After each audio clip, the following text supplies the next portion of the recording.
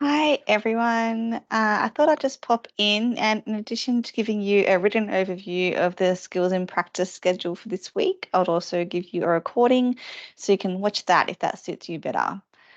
Just a reminder that skills and practice happens on Thursday afternoons from 12:30 till 2:30, and you head straight into your assigned group.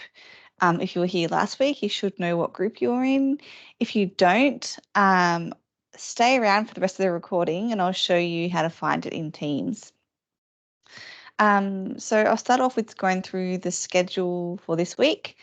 Hopefully you can see it on my screen now. So we're in week 2 of skills in practice. So general reminders before we get started is that please, as you're in your small group, keep your cameras on as much as possible. Of course, you can take breaks as you need, just communicate that with your group. But also, if you have kids at home or you're unwell, that makes sense to have cameras off. But just where possible, have your cameras on so everyone knows who's in the room and who they're talking to, particularly because you'll be doing some counseling skills practice this week. And so it's really uncomfortable to be sharing parts of yourself or doing a role play if someone's cameras off, you're not sure who's there. So please remember safety first and um, keep your cameras on when you can. Your group's safety agreement that you all put together last week. If maybe you missed last week, so you're not sure what that's about, hopefully your group members can fill you in this week as to what they discussed. And then finally, tag teachers as needed. So me, Carly, I am looking after groups 1 to 5. So if you're in group 1, 2, 3, or 4 or 5, you can just put in your chat at Carly. Let me know that you want me to pop in and I can come and join you. Same for Marie. So Marie is groups 6, 7, 8, 9, and 10. And Mel is groups 11, 12, 13, 14, and 15. All right. So what are you doing this week? The first thing is an icebreaker activity just to kind of get the conversation going, get to know each other a bit better. It's a big question this week. This week you are discussing what is your favorite pair of shoes you've ever owned and why?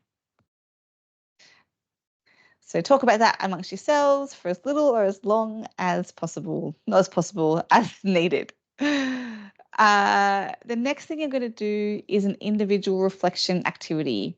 So you can see here, I've given you a guide. Take about 15 minutes. It might be longer, it might be shorter. That's okay. Just talk about that as a group, how long you'll allocate for that activity, and check in once everyone's done if everyone's ready to move on to the next activity. So I'll just read through the little description here. That's over the next few weeks, you'll frequently be role playing counseling sessions. When you're taking on the role of a client, you can use one of the scenarios provided that's in your Teams files, either in skills in practice or in counseling skills, or you can use something from your own life. If you are using a real life example, it's vital that the situation you choose is a level 5. That means it's safe to talk about. So a level 5 or below could include feeling stressed about study, having to make a hard decision, or wanting to make some behavioral change. There are other things you can discuss there. That's just some examples. So making sure it's a level 5 or below, so nothing too distressing for yourself or other people. Issues that are above a level 5 include things about abuse, trauma, neglect, or any kind of assault, and death and dying. So please stay away from these topics as much as possible. If you find you are unable to, then maybe using a scenario is the best thing for you. Take some time to reflect on and write down some appropriate issues that you can take to your role play sessions. You don't have to discuss this as a group at this point. If you would like to, you're more than welcome to. You can throw about some ideas of what people are thinking about. But really, this is for you to get a list going of safe things you can talk about in these sessions and also in your assessment. All right, the next task you're going to do is to practice your person-centered therapy. So you're going to practice the beginning and the middle of a session, pretty much what you've been focusing on Tuesday's classes. So you're going to start with introducing confidentiality. And so you can use the script, which is in the Files tab. You're going to work on your reflecting and paraphrasing. You're going to use your person-centered core skills, which is empathy, congruence, no judgment, and UPR, which is unconditional positive regard, and normalizing, which we touched on in this week's lecture. So at this point, you're not necessarily getting to any kind of solution or any kind of conclusion, and that's okay. It's not a real counseling session. It's a chance for you to develop these skills, these core foundational skills that are really, really important that can't be skipped over. So please don't put pressure on yourself to try and solve the person's problem or try and come up with a solution. That's not what we're doing. What we're doing is practicing these skills here. It might mean that you get to a point where it's like, I don't know where to go from here. I feel like I've normalized, I've reflected, I've paraphrased as much as possible, and that's okay.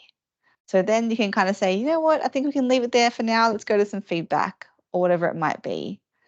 Or you can do a safe wrap up like, you know what, thank you so much. That's all we have time for today. And we might leave it there. How was that for you? Whatever it was. You might do some nice kind of wrap up. It won't be an official summary or conclusion, and that's okay at this point. All we want to do is focus on these core skills for now.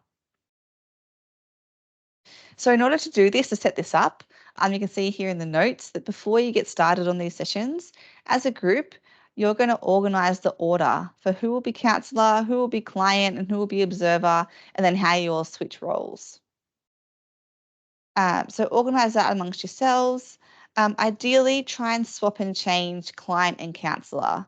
So don't be the client for the person who you were just the counselor for. Try and switch it around. That way everyone will get a turn.